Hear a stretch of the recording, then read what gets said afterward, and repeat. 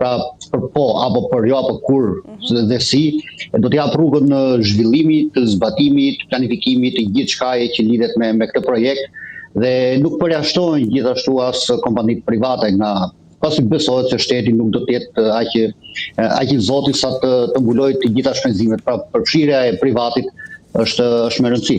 E qartë, pra të mbrojë Shtetet e Bashkuara të Amerikës, por këto armë ku do të vendosen? Do me thënë, si do të bëhet kjo mbrojtje, që ta kemi më të qartë, ta kuptojmë më mirë?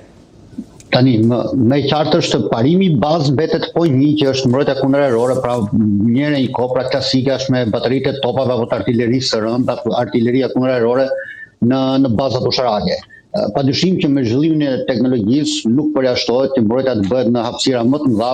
Natyrisht nuk besoj se bëhet fjalë për zona si Nevada, ku ka qenë poligoni i provave bërthamore, por padyshim që parimi bazë mbetet një mbrojtje kundër errore, ka vetëm një parim, pra nëse ka, ne i thonim njëri kod desante error, të vendasësh padyshim të gjithë territorin amerikan.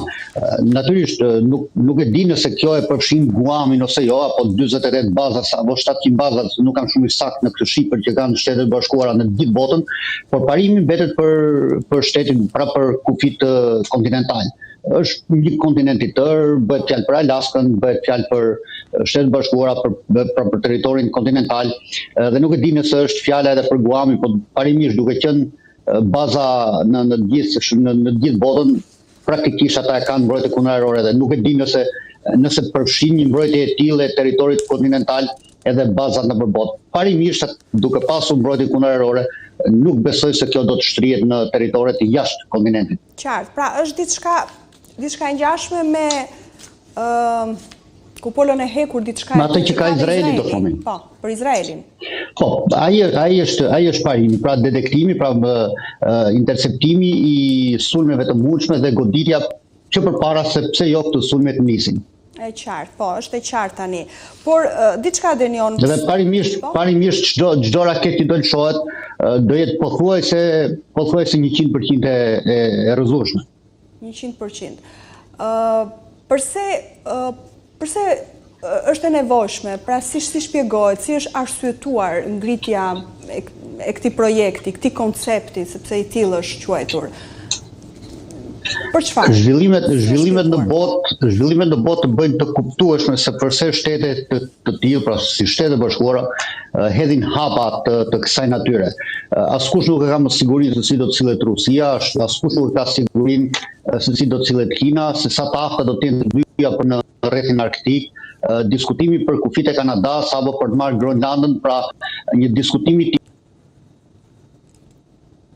goditet në Shtetet e Bashkuara janë brigjet e paqësorit, pra nga Kina, si dhe nga Rusia, por që natyrisht nga Alaska, se është një distancë shumë e afërt dhe shumë e vogël, por nga rrethi arktik. Pra ndoshta këto në gjeostrategji përbëjnë një element bazë që të rrisin vëmendjen dhe natyrisht nuk bëhet fjalë për sot apo për nesër, bëhet fjalë për 10 apo 20 vjet, që është normale, nëse marrim parasysh që dhe lufta e dytë botërore u bë gati 70 vjet që ka mbaruar, apo 80 vjet, pra që është një periudhë jo e vogël për të mos pritur një zhvillim të rëndësishëm që do zoti mos ndodh. Patjetër.